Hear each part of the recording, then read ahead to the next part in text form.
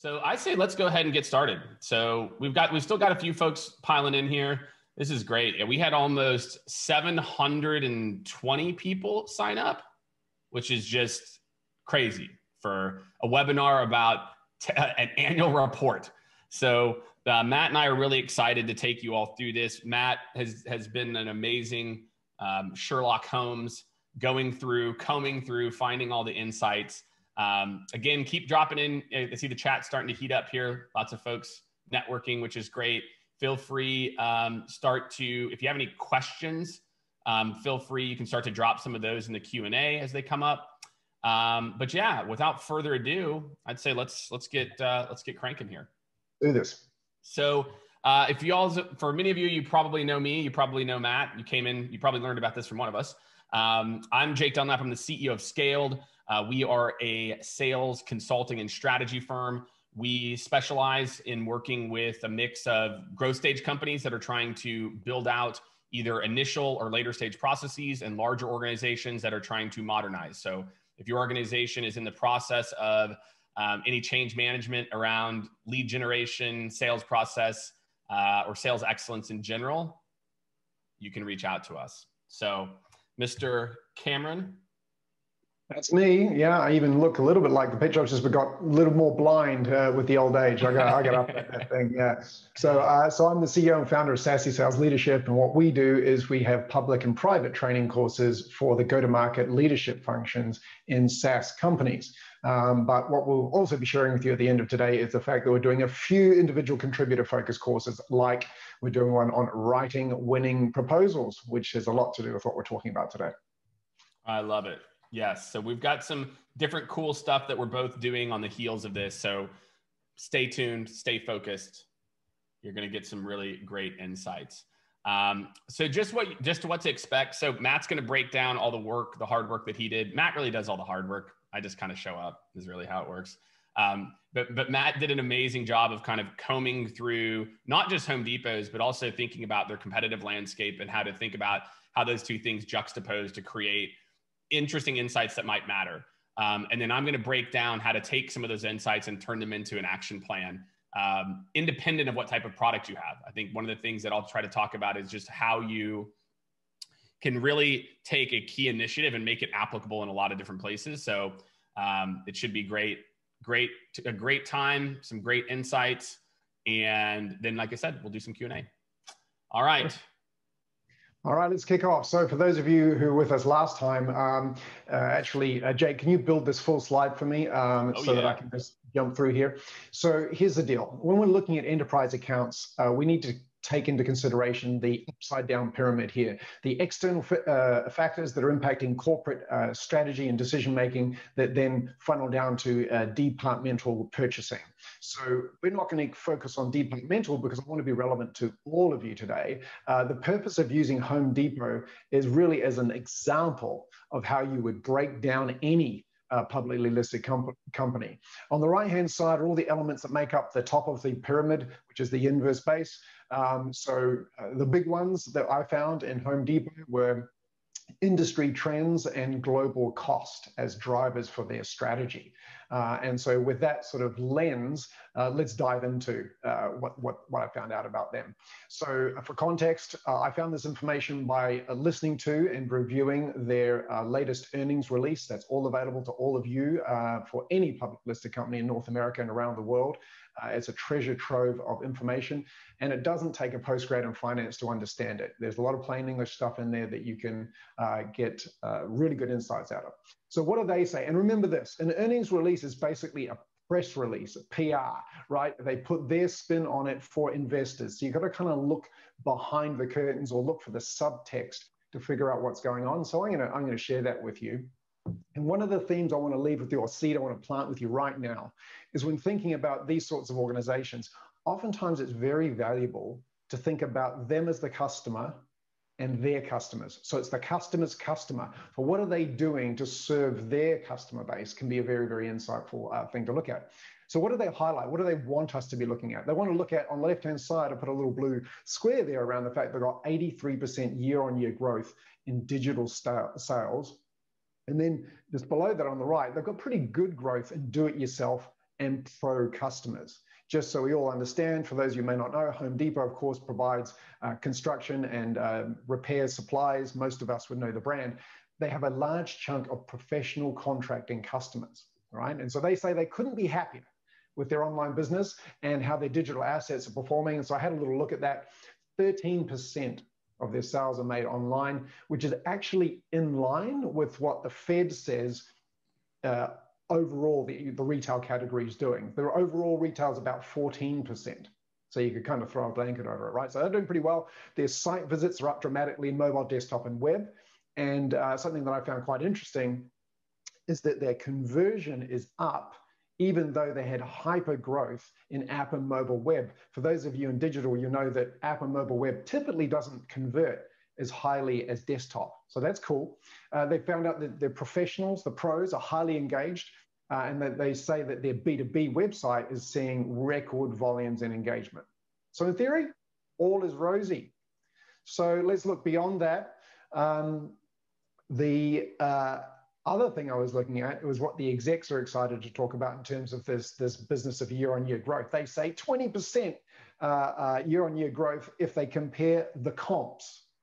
What are the comps, Jake? I know you're wondering. We've talked about that. The comps are the comparables, like for like stores. So if you take a store that's the same format square footage, you compare it to other ones. And so those comparables are seeing a 20% year-on-year growth, which is pretty cool. Good time to point something out.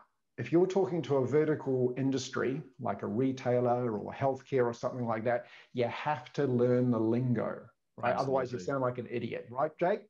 Absolutely. Or you might think comps is the competition, or exactly, as opposed to store year over year or period over period. And I think real quick, Matt, how, you think about some of these insights, and I know you've got more here. How long do you think you spent? If you think about from listening to the call, going through the report itself, like how long do you think you spent to start to pull some of these details out? I'm being pretty consistent. Whenever I look at a public company like this, I'm pretty thorough. So, I would estimate, give or take, 4 hours is what it's going to take me to get some stuff I can really bite off on. And then, of course, when you get these high-level insights, then you're going to bring the team together and brainstorm, right? You summarize, as I'm doing today, as Jake's going to do, you summarize what we've done and then start throwing stuff at the wall and see what you think you want to go after. You and I did that, right, Jake? So sort of what you're going to share with is basically what would be the drilling down. Like after you've got the insight, what are we going to do about it? And that's such a spot on, I think just for a lot of people listening, just to think about it, look, you're going after larger companies, and the process to penetrate these companies takes time. So, you're talking about investing, 4 hours for the research and then another, let's call it 10 hours or so fully loaded to set a strategy for a year. And I think what I see, and I don't know about you, Matt, is that people, they kind of skip over, maybe they find one thing and then they launch into a strategy. You know what I mean? They launch into what they think is a strategy, as opposed to really plotting a course here. And I think, hopefully what you'll see is how to do some of that and how to plot a course. Because I think that's such an important piece for people, because these are big initiatives that take years sometimes to see fruition. 100%. And something you and I have talked about is, I actually did a podcast recently with a guy who was explaining a very common thing I see, which is that if you're selling a specific product, you go and sell it to the person who has the job to be done, right? So the person who you think will have the budget, and you go talk about that. And, we talked about the fact that oftentimes you can't sell a 50K solution or a 30K solution. Like, you just keep bouncing off the walls. But if you elevate your thinking, as we're doing today, and we'll show you, to the top, you can sell a $5 million deal, depending on what you guys are solving for, right? But it's interesting to me that we think, well, we can't think that big. That'll be a hard thing to do. But oftentimes, much easier to sell $1 million than it is a few 30, 40, 50K deals. You'll see why. Yeah. So just to finish off on this slide, if you want to, what would I do if I was selling to retailers? Just Google retailer-specific terminology. No shit. Like, seriously, you'll find that, and they'll go, I know. That's what it means, right? It helps. So I love that. Everything's looking rosy, right, at the moment. So this is the PR stuff until you have a look at how they compare to their peers, right? So their number one competitor is Lowe's, right? And not all the companies have capitalized on the pandemic equally. So for home improvements, there was a total boom, right? People are stuck at home. Some people have time on their hands, or they just want to feel like they're making progress, so they do stuff around the home. And as you can see here, Lowe's had consistently stronger growth rates, right? Now, what does that mean? It means they took market share away from Home Depot. So over the last 4 quarters, that's a big deal. So on average, Lowe's growth rate was 26%, which is nearly 6% more than Home Depot. And at the numbers we're talking, that's a lot of money. And I had a deeper look. So in addition to the numerical evidence, I looked at Lowe's report, and they made the comment in a press release, right? They came after it, that they expect to drive further market share gains in 21. So what does that mean? It's implying that in 20, they felt that they picked up market share. Now, we all know that that's going to have Home Depot's attention, right? And why are they confident? So their outperformance was around 75% of their sales was generated from do-it-yourself customers, right? And I couldn't find the exact numbers for Home Depot, but it's pretty well understood that Home Depot skews more towards professionals and contractors than Lowe's. And so that ratio works in Lowe's favor because the home consumer stuff are the ones that really spiked up. And also Lowe's had this new total home strategy that's paying off dividends. It's about enhancing the digital channels, right? Installation services and growing its professional business as they expand its supply chain. So what Jake's showing you here is that Home Depot has built a sort of a pro contractor app that they hope will make life easier. So not only is Lowe's doing well because they've got the DIY space, but Home Depot has been investing in the other side of it, which is the pro and contractor stuff, but possibly not sufficiently. So you can see here on the right-hand side, they've got this create a quote thing, right? So that it's an inbuilt quote creation system for the contractor. So when they're ordering lumber or whatever else, they can do it through this portal. It locks them into Home Depot, right? And they can issue invoices out of it, which is cool. But they're definitely playing catch up with Lowe's on the procurement front. Because if you look at the left-hand side, go back a bit, Jake. If you look at the left-hand side, the red there, you can see that they've got a sync to QuickBooks. Well, what size of company uses QuickBooks? There's actually a ceiling on that, right? If you want to go after the really big contractors, have a look now at what Lowe's is doing. They've got an online procurement system that's integrated with SAP's Ariba, Coupa, and other systems, which talks to the fact that they're dealing with much larger, potentially much larger professional contracting groups, and it's much stickier when you integrate those supply chains. So the question I was asking myself was, what is Home Depot focusing on? Are they sitting on their hands? What are they doing? Well, it turns out they were probably distracted because there was an adjacency that I found out about that they're working on. In December, they completed the acquisition of HD Supply Solutions, which, no coincidence with the name, long story short, they used to own this company, they bought it back.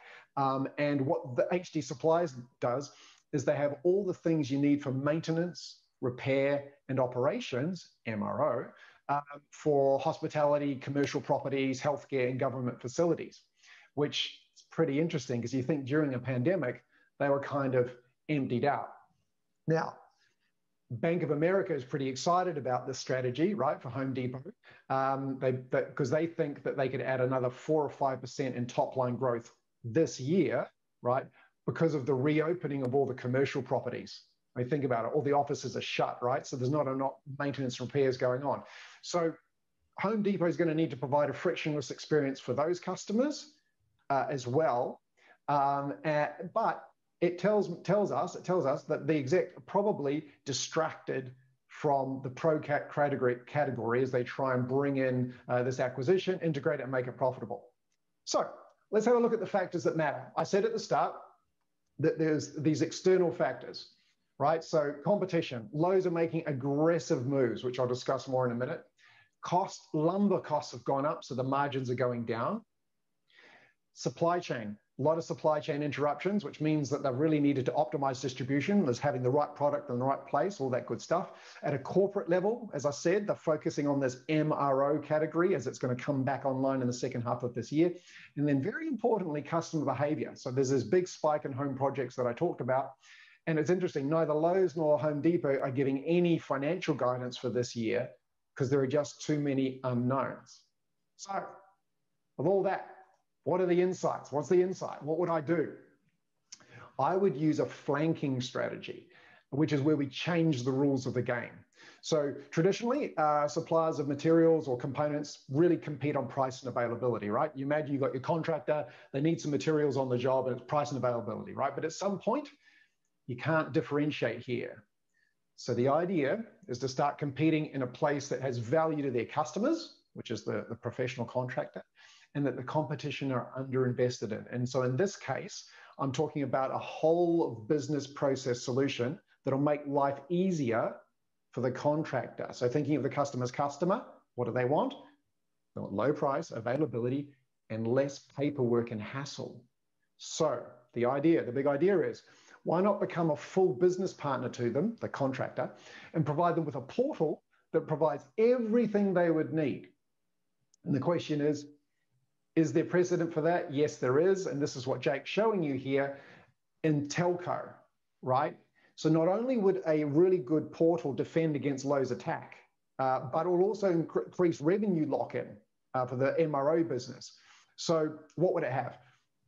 It would definitely have apps that the pros need to run their business, like workforce management, bookkeeping, you name it. Many people on this call, you're thinking, yeah, we do a silo of that. Absolutely.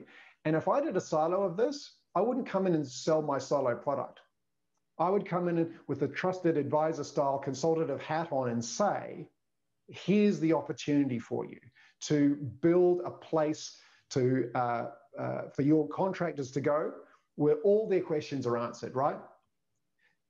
Apps is easy, but what about this? What about a free online set of resources to train pros how to build and manage a profitable contractor business? So I'm thinking like Udemy or Coursera for contractors, 100% Home Depot branded, which, Jake, don't you think, would be funded by suppliers, right? Absolutely. Of course they would. If I'm doing a training thing on how to get additional margin in your business, don't you think QuickBooks or any of these accounting packages, they'll pay for that? Right? Because they want to be in front, they want to be the example that's being used. So for those of you who are actually interested in selling to Home Depot, what could you sell to them?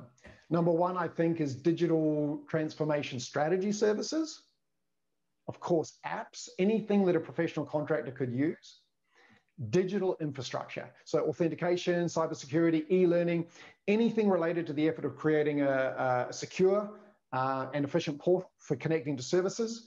And of course, potentially, third-party billing systems. So there you go. To summarize, what we've learned is they're losing market share to Lowe's. They're not saying that. It's in the category of the professional contractor.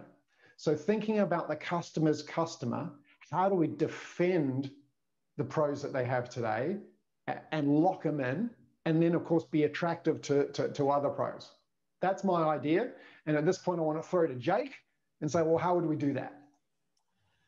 So much goodness, right? And I think, we're going to talk through a lot of different questions or, details here. We've got some questions starting to come in the Q&A, which is great. One of the questions before I jump in, Matt, I think is a good one. Anything you threw away? So like, when you think about some of the insights, right? So you're kind of picking through and then maybe you kind of, you for me, it's like, I'll latch onto something and then I'll realize like, there's no real meat here. Right. And then I'll let it go. Is there anything that stood out to you that you looked at, or how you even think about the process of finding it and like maybe the pattern that you look for to know this is a thing, but not really a thing? Yeah, anything that they say that they've successfully implemented, for example, like when we looked at the tractor supply company, they talked about their success in multi-channel, omni-channel and stuff like that. That horse is bolted, right? Anything that they're talking about has already been budgeted, funded, and is gone. And if you come in, you're late to the party. So I ignore that. I think about the implications of it. So what would be next? Think about that real quick, Matt. I just want to interrupt you. Let everyone write down what he just said. If they are talking about an initiative, the ship has sailed. Not that there might be an opportunity for you to, come in as an ancillary. I really think it's a critical point, Matt, that I think 90% of reps see an initiative when they read an annual report and they're like, oh, I can help with that. It's like, No. That was 9 months ago. Yeah, and you know what we know that, Jake, is because if I'm putting it in the annual report or earnings release, I'm telling my competition. Exactly. So they're not going to tell Lowe's what they're doing before they do it. It's done. It's like too late to catch up. So the other thing I would say is, what are they not saying? What are they not talking about? And that's why I always look at their competition. Always. And I do the comparable. And that's what we found with Lowe's. I would never have known that actually, because if you just read their results, everything's rosy, but it's not, right? There's opportunity. And I'm not saying they're doing a bad job. They're probably doing a fine job. But as consultative salespeople, we need to find the gaps. I love that, right? And that's it. And I think what you just said there is like, when you look at the competition, especially this, where there's like two behemoths, right? So it's a very easy kind of proxy. But then again, we did Tractor Supply Company, and they've been nipping too, right? They've been coming in and starting to take market share too from in this whole category. So I think it's such a critical call out. Like, again, just doing a little bit of research. And like Matt said, he spent, roughly about 4 hours between all of this, just, looking at Home Depot, starting to connect some dots. Another question someone asked before I move on here is, Frederick, great question here. Again, everyone, please start dropping your questions. Be selfish. Tell us what industry you're in. Tell us what product you sell, and we'll try to think about how we can make it applicable given some of these trends.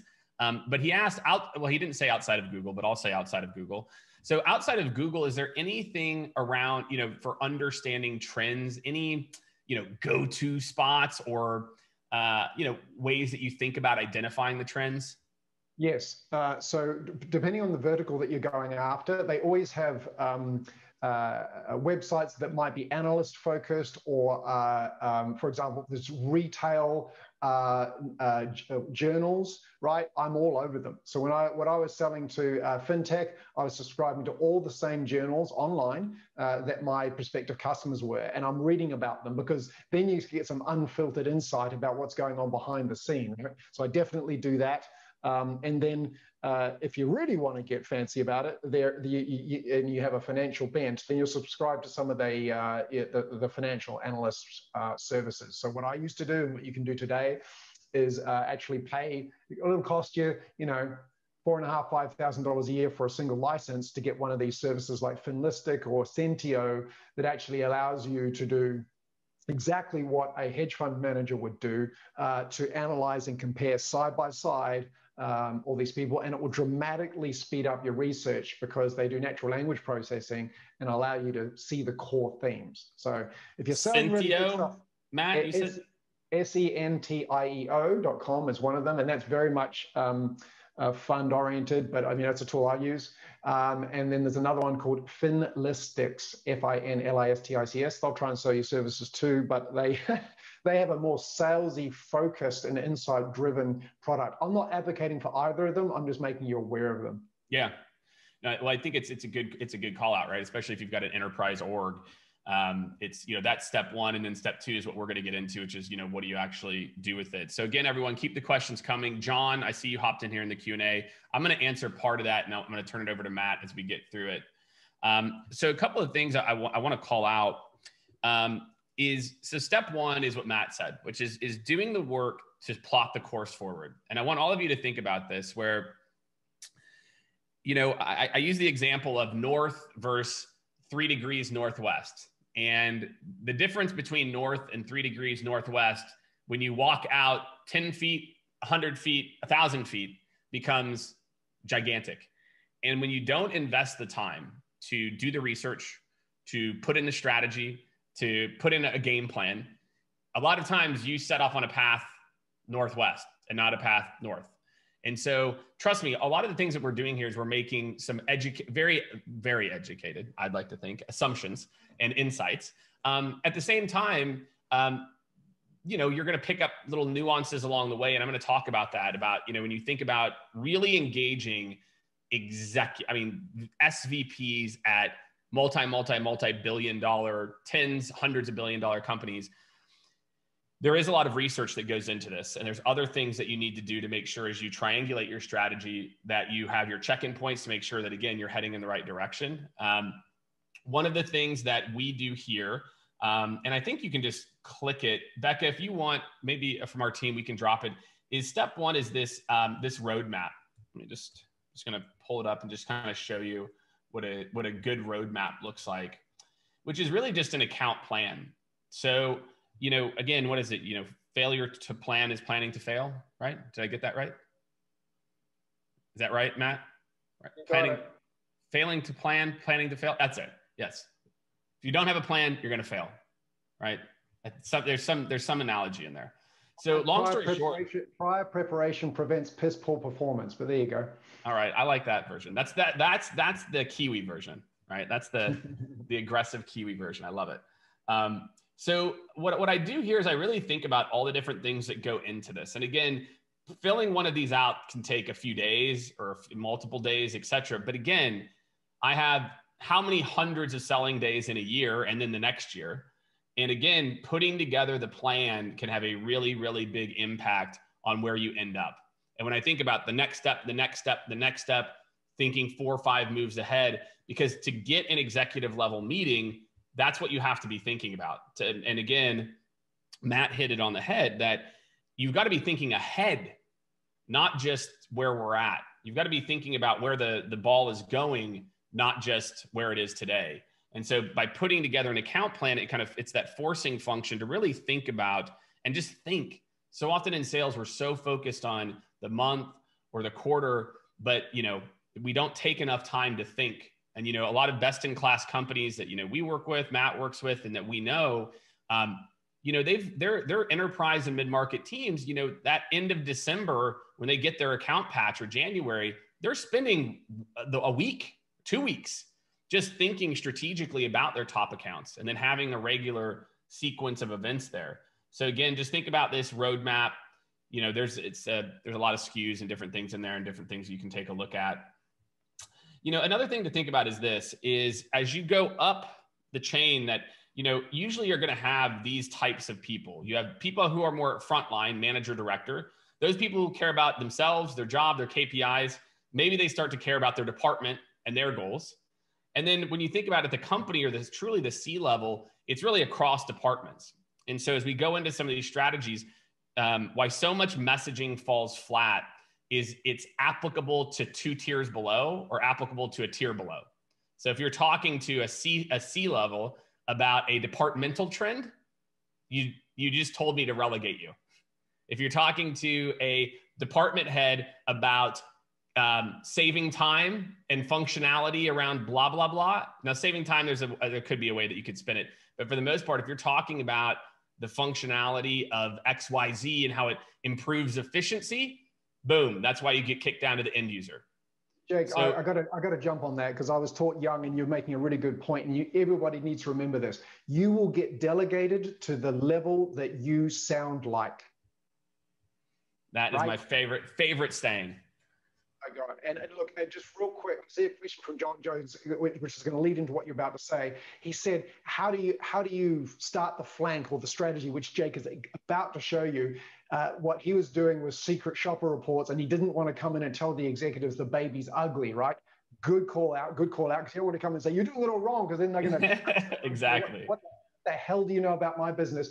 But so one of the 2 approaches I think about, one is when you make the approach, it's around, hey, I have an insight about what your competition is doing or is not doing that I believe you can capitalize on, right?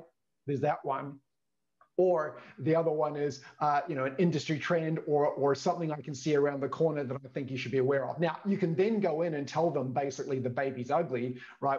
Without using the exact language, but be, you know, coming from the side, be obtuse. That's right. And to your point, and then, you know, what we've made this point now, you're talking about the solution, right? Like an executive is going to take a meeting.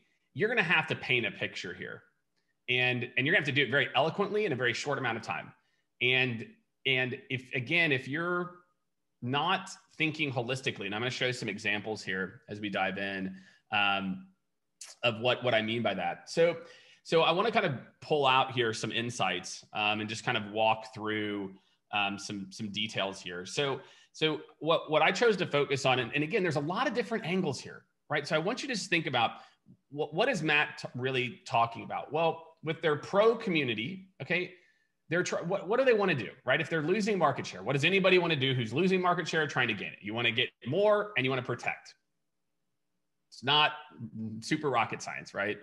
You've probably figured that part out, which is really why any product, right? And I think the best salespeople, you have to be creative in terms of how you tell this narrative and tell this story, because I have to think about there's so many, and Matt mentioned a couple, and I'm going to go deeper on some of the ones that Matt mentioned, but there's a million different ways, whether it's, someone dropped in here a question about like if they sell a data analytics product, right? Okay, well, let's think about that, right? So I'll take that example here. Well, so this is my research. So what I did is I went to LinkedIn Sales Navigator. So if you don't have LinkedIn Sales Navigator, we'll drop a link in there where you can get a free 60-day trial.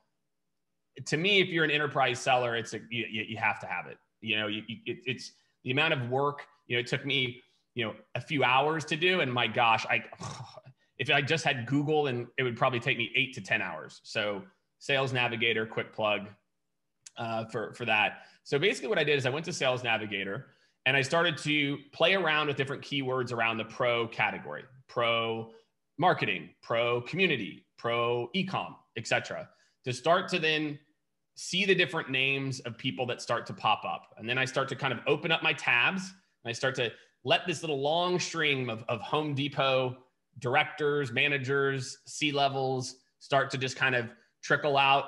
And then what I'm doing is I'm going in and I'm reading, what do these people actually do? Okay. Like, what do they do? Right.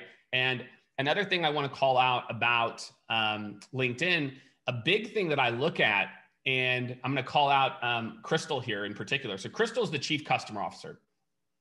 And if you look at how she describes her role, I cut it off a little bit here. Again, starting in November of 2020, I don't know if you all remember Matt's graph. Do you remember what was happening in November of 2020? It went like this in Q2. It started to go like this, and then it started to level it out. So guess what? Crystal stepped in. And she's leading pro marketing, loyalty and credit, leadership of the insights, analytics, contact centers, 4,000 associates at the contact centers. All of these people report to Crystal, all of them. Okay. So then I see a lot of things in here. I see loyalty, etc. If you look further in Crystal's profile, guess what? She started the loyalty program. Okay. And she actually did a post 5 months ago where she tagged in all her loyalty team members. I'm so proud of the team. Boop, boop, boop. So guess what? If you sell something about loyalty, what does this tell me? This was probably Crystal's baby, right? She birthed the loyalty program and she's proud of it. She's still talking about it. If you have anything to help with loyalty, not only do you know that she cares about this, she literally tagged in the entire team. I know exactly the 4 or 5 people that are probably the most influential, because she is a C-level is going to tag those people because that's who she worked with. So there's so many different angles, so many that you could, depending on whatever your product is, that the same initiative can be applied to. And Jake, this is where people can mess up, because they'll hear that and go, oh, you're right. And then they go in and they call Crystal's baby ugly. They go, we can show you how to do loyalty better, not realizing if I created this thing, you better not tell me that it's shit. Yeah. Dude, perfect example. It's such a beautiful, as opposed to, I know loyalty is important and I know it because of these 3 data points. And let's talk about what the future of loyalty looks like and how people are thinking about how incentives and loyalty has changed over post COVID or something, right? Future. How it's changed. I'm going to make you executives take meetings with people that make them smarter. Period. They do not take meetings to learn about products. They take meetings to learn about solutions to strategic initiatives. And if you are not talking about solutions, if you are not leading with an education and I have a unique insight, it's just never going to happen for you. You're never going to get that VP level meeting. You're never going to get that C-level meeting ever. Okay. And as you break it down here, so I pulled out a few people. There's obviously a lot of people, and I didn't spend, if I was actually going after this, I would have spent probably, I don't know, another 5 to 10 hours on this. But a couple of people I'm going to call out here. So first we've got Ashley. So we've got Ashley Payton Carter here. She currently leads all customer facing initiatives at the Home Depot's B2B e-com experience, including the homepage, email campaigns, and educational components. Okay, so what is someone like Ashley going to care about? Dwell time, conversion, engagement, nurturing. What if you have an email marketing solution or an omni-channel solution? Ashley, right? Ashley is going to be the person who cares about this. Now, let's go to my man, Brendan Baby here. Okay, great name. Call him BB. So BB here, right? He's the head of customer experience strategy and analytics at the Home Depot. When I go in and look at his job title, I report to the chief customer officer. He literally told me this is his boss, right? So when you think about in her job description, when she talks about leadership of customer insights and analytics, guess who that is? That's my man, Brendan. Okay. So again, how can I start to piece this story together? The last point I'm going to make on this slide before I go forward is Andrea. Okay. What's Andrea do? Okay. Andrea is the manager of pro customer service experience and strategic projects. I don't know what strategic projects means. So let's try to figure out what it means. If you go to her LinkedIn profile, she literally tells you what project it is. She says she managed a time-critical initiative to move contact center operations to a work-from-home setup. Okay, contact center operations. How many people are in that group, by the way? Oh, wait, Crystal told me 4,000. Who led the initiative to move all of those people remote? Andrea. Do you think she knows Andrea? 100% chance. They work together with 4,000 of her direct reports. Okay. All right. Additionally, she developed a business strategy to restructure and improve the contact center resolutions team while separating frontline and back office activities to improve team efficiency. Streamline processes within the contact center to improve productivity and the customer experience. So think Andrea is the biz ops. She is the Swiss Army knife, right? So I already know now, and again, talking about what Matt said. So now I know another big strategic initiative that they had, which was to move to a remote environment and increase the productivity of the team. Okay. So again, don't know if I'll use that. Maybe I will, etc. So what are some areas I could focus, right? So some areas I can focus here: digital pro experience, growth and retention, e-com and in-store, obviously. And then data and getting smart on how to impact pro retention and even pro growth for that matter. But what I want to illustrate here, and if you want, we're doing a LinkedIn strategy conference where we're going to go deep. We're doing, I think April 6th is the workshop day. So April 6th, it's called Unmute, where we're talking about some like deeper LinkedIn strategies here. Becca will drop the link for it. But there's just so much information now that used to take a lot of cold calls and a lot of stuff that now I'm light years ahead. And so I'm going to go into some ideas here about, strategies and what we can do here. So we've got, again, LinkedIn strategy, Crystal and Brendan. And this is what I want to highlight real here. I think I said it very briefly. Most people on LinkedIn are lurkers, meaning they don't actually post. Instead, they like and comment. And I all the time I hear people say, well, Jake, my audience is on LinkedIn. And then I go pull them up, and sure enough, they've been liking and commenting on posts that week. And so imagine the other beautiful part. I mean, just think about this. By watching what someone likes and comments, you can start to see what they care about. You can start to see, oh, she's consistently liking and commenting this thing about these people, these types of shares, etc. So just think about that. So just because Crystal and Brendan aren't posting, they're interacting. Their posts also get very little interaction. What if you, again, use Sales Navigator, set up a saved search, filtered by lead shares every morning, and then you just get alerts. And then Brendan posts, go comment. You'll be the only non-Home Depot person that did. And you think if you do that a couple of times, I promise Brendan will remember you, right? And as long as it's insightful and it's not cheesy, right? Andrea, right? We talked about our special project. She's not doing anything. So not a lot on LinkedIn. She's got 500 something followers, not applicable. Ashley's interacting daily. Makes sense, right? She's e-com, digital, homepage, all of the above. So let's see here. We've got some questions rolling in. I want to see if any of these are relevant. Or Matt, why don't, if you take a look at some of the questions, if there's anything that's relevant, feel free to interrupt me. follow up, Pete Banos, for a second real quick. It's like, how do you get to the C-level meetings, right? Booking with them directly. I want to make 2 points. Number one is, it's not always a good idea to try and go for the top person first. Sometimes you want to build a base of support, because if you go in half-cocked, i.e. you don't have all the information, you might bounce off, you've got one shot at them. Whereas if I went down to special projects person and connected to her first, strategic projects, and learn something, then maybe she'll carry you up and have the insight. So that's one thing. However, I'm not saying you always do that. You might just go to the top because you believe you have the insight, and then you can get executive sponsorship down. Then what you do is, one of my things is, you imply through the language and names you use that you're more connected to the organization than you are. Now, I'm not trying to be deceitful here, but I'm saying, like Jake, I could use what Jake just told me and say, sorry, who's our top woman? Is it Crystal? Crystal Zell. Are we like, Crystal, and head of strategy is whom? Head of analytics is Brendan Baby. Okay, so I would write to Crystal and say, Crystal, I would like to talk to you about what Brendan's working on with respect to A, B, C, and D. I've never met Brendan, but I know what he's working on because I've seen some post, I've seen some language, whatever else. That will get her to read the email, right? And so I've used that strategy many times before, where I'll say, I want to talk to you about this initiative that Brendan's responsible for, or blah, blah, blah. And it implies that you're more connected than you are. And she's like, oh, okay. And much more likely to take a meeting. What do you think of that idea, Jake?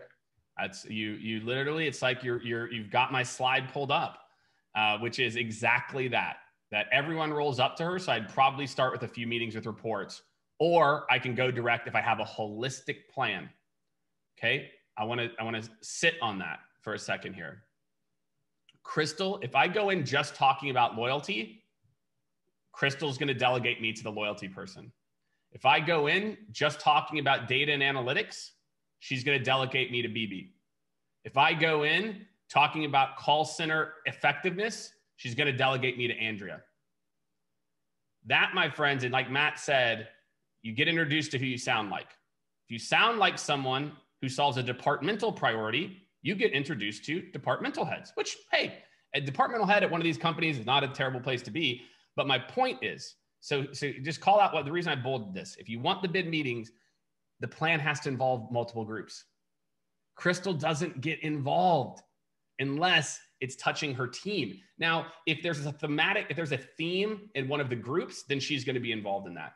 But again, so I want you to think about it. If you have a data and analytics product or whatever, how can you in turn tell a story about retention to where you're not overly mentioning data, you're talking about the outcomes that you provide, to where then she now sees how it's applicable for her customer experience group, for her e-com and retention, for growth, etc. So I just want all of you to think about that a big reason why you may not be getting meetings with the levels that you'd like to get meetings at is that you don't sound like them. You sound like a department head, or you sound like an end user manager.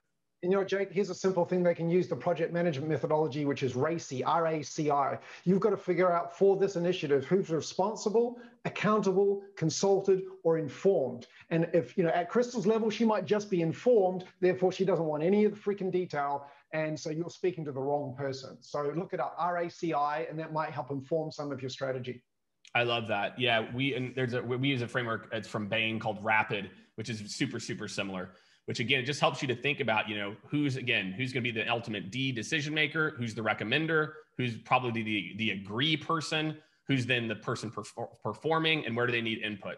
So it's something that's very similar to RACI. It's probably just adapted, and obviously Bain just couldn't use something out of the box. They had to to charge for, mate.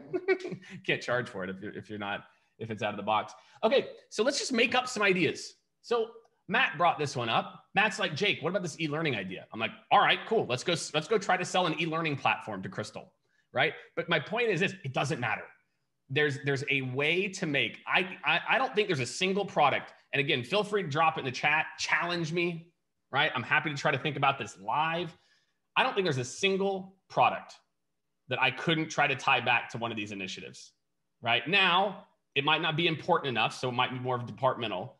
But there's so much here around growth, time, blah, blah, blah, all this stuff that It's pretty awesome. So let me give you an idea here of what a message might look like, right? It's about 4 sentences, right? Or as Rachel from Vidyard, she'd say, Jake, why aren't you sending a video, right? I like that idea, right? I like the idea of video. So here's how we start. I've spent the last 3 weeks talking to various members of the pro customer experience and digital leadership teams. From what I saw in the annual report, it's clear that this is going to be critical in 2020 and beyond, especially after seeing Lowe's earnings report as well. Little long, but this is the type of subject line you need to get someone to pay attention. Wait, you've been talking to my team. Okay, he actually somewhat understands what we're doing, and he actually read Lowe's earnings report. This guy's legit. He did his homework. Okay, now maybe I'll think about reading more. From the conversations and what I've read, community continues to be a big thing for the pro group, a theme for the pro group. Okay, and then now I want you to think about this. The next thing that I have to do is disarm objections. This is probably one of the most under-taught email. Actually, I feel like nobody's talking about this. That a good phone call, email, LinkedIn message, when possible, also disarms objections. So again, let's think of a concept of like, I'm Lessonly, for example, right? I have an e-learning platform, or Cornerstone's like the gorilla in that space. You know, you're like, e-learning, they're trying to retain pro. Well, that's because I need to come up with some cool ideas of how this actually fits, right? So again, when we talk to executives about the idea of an academy or school, it isn't always what pops to mind first, but the idea of an academy for the pro members to help them level up their business acumen could be a missing differentiator for growing and retaining. I wanted to see if it's okay for me to send over a few initial concepts we built to see if there may be any way to partner in 2021. Let me know if that works for you, and we'll finalize and send over details Thursday. Okay. Why didn't I ask for the meeting here? Okay. Well, a couple of things. So like I said, if I'm going for someone at a big enough company like a Home Depot, I'm 100% taking Matt's strategy, what Matt talked about.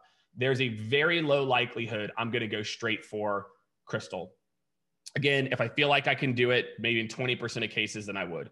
So you'll see here, again, I'm highlighting, I've done my work. I deserve a seat at the table. I know how to talk executives. I already am reading your mind, and you know, I'm not going to let you disqualify me for some normal BS. And my ask is, I want to make you smarter. I want to send you over some concepts, right? And guess what? That's all I need to get a yes. If I get a yes from that, game over, right? So what's more important? Gong, actually, I don't know if any of you have seen this. I know we've got some Gong reps on the line too. Gong did a study where they talked about the top converting call to action last year was actually, is it okay if I send you some details versus, you know, does 3:30 at Thursday work? And so just think about that as a part of that. Sorry, another option, marketplace for other contractors. So again, I spoke to your EA and she suggested I forward over a few details before setting up time to connect. Okay, this guy. So let me tell you what I did. I Googled Home Depot corporate office. I called Home Depot's corporate office, and guess what? They have a dial by name directory. Oh my God. So for all you people complaining, I'm staring right at you. I don't have direct dials. How can I call people? Come on, dude. Pick up the phone and learn how to bounce a phone tree. Okay? That's how we used to do it, Matt, right? Back in the day. Got it, brother. You bounce that phone tree, man. I used to be a champ. So that real quick. Yeah, go ahead. I gotta tell you a ninja trick. So if you actually speak, if you want to get to someone, what you do is you pick anyone, and you pick this one. You find accounts receivable. Accounts receivable always answers the phone because they want bills paid. You get to them and you go, "Oh, I'm sorry, who's that?" Johnny Stevens. "Oh, Johnny Stevens, I was looking for Crystal. I was put through to you. Would you mind transferring me?" "Sure." Boom. Accounts receivable always answers the phone. Oh my God, I love it. And then guess what? My opening line, hey, I talked to a few people at Home Depot. They suggested that you're the right person for me to connect with, or some version of that. So anyway, I want to make sure we've got a bunch of questions kind of piling in here. So again, highlighting the idea of the marketplace to help them connect and grow their local businesses. ooh, that's a good idea, Jake. That's all I need Crystal. That's all I need her to do. That is my goal here. My goal is for her to go, okay, that's interesting. That's all that and so think about that. When you're reaching out to executives, that is the goal. The goal usually isn't to get the meeting at first. I need them to think that I have a unique idea, a unique value prop. It's like the old Wolf of Wall Street. You know, if you've heard that, where he's like, I've got a winning idea that's blah, blah, blah. It's a much different, more sophisticated, but the human psyche is similar to that, which is, you know, people want to be smart, educated. They want novel, new ideas. They're tired of hearing the same data and analytics and blah, blah, blah. You'll be smart, people, you know? So HD supply, and then let's do some Q&A. I'm just going to talk about this quickly. So again, another area of focus here, right? So HD supply, here's Shane O'Kelly. Shane is the SVP / at Home Depot, but CEO at HD Supply. Nathan used to work with him at HD Supply. Well, when it was just by itself. Rebecca is now in charge of marketing at HD Supply. So I might run a play here called the Are You Ready play, right? Are you ready for back to market? Are you ready for people to be back in office? I'm based in Austin. Texas just opened up. We're expecting buildings to go from 10 to 30% capacity. Is your go-to-market team ready for what's about to happen? And here's maybe 2 areas that you haven't thought about. So again, I want you to think about that. So again, maybe this is where I use a video. Maybe I send Shane a video. I'm actually a big fan of doing a video as the second touch point, where it's like I send you something that's really good, and then the video maybe gets you to actually go look at the first email. Because you know what everyone does with your first email? I really hate to break this to you. They hit archive. They hit archive. Your first email, almost always archive, right? Like, okay, let's see. That's interesting, right? So I know that my job is to kind of refresh that. So again, why would I think about this play? Matt hit it on the head. In their earnings report, they talk about HD supply. They think it's going to be a growth part of this year because people are going back to office, right? If I sell anything, so what do you think their whole executive team is talking about? Are we ready? Do we have a plan? Nathan, you're the online content for Pro Experience. Again, he also works at HD Supply. Nathan, are we ready? Are we marketing? Are we getting them excited? Are we nurturing them? Hey, sales team, you know, hey, like let's say I sold something like outreach, right? Hey, do we have a nurturing plan in place? How are you going to stay in front of those people so when their buildings open up, their customers open up, you are ready? Guess what? A sequencing tool can help you with that, right? So I think we got some sales law folks. Take it away, right? So my point is, you got to be smart about this, right? So with HD Supply, this is a whole nother angle. That's why that account strategy document's so long, okay? Like this is a whole nother play, completely different. And so, but again, I did all this research in just a few hours. Once I had the insights, I then say, what are these executives thinking about? What is happening? Again, to Matt said, I'm thinking about the future. What are they thinking about in 2022? You know, what do they think about in 2023? Most of these, if you're a C-level, for a lot of these, Shane is he's getting ready because this is a very odd time. But usually someone like Shane, by the time April hits, Shane's already thinking about 2022. Because 2021 is already baked. Now, because 2021 is going to be a really funky year for some stuff, he's probably more focused in the now. So just some things for you all to think about. Matt, I do want you to maybe talk a little bit about this, and then we'll do a little bit of Q&A. We'll see what we can get through.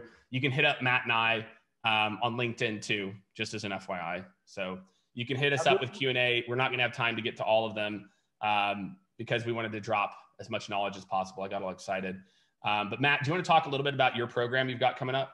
30 seconds. So this is for you folks that have to write bespoke proposals. So be it unsolicited, which is what we're doing here, which is we're creating something from nothing, or if you're responding to an RFP, we're going to help people write far more impactful proposals based on the sort of insights we did today. So how you research the account, and then if you're responding to an RFP and you feel like you've been stuck in a box and you have to respond and you're at the same level as everybody else, we'll show you how to use language, imagery, and tactics within an RFP format to outflank the competition. So check it out. I dropped a link in there for you. It's coming up in June, I think.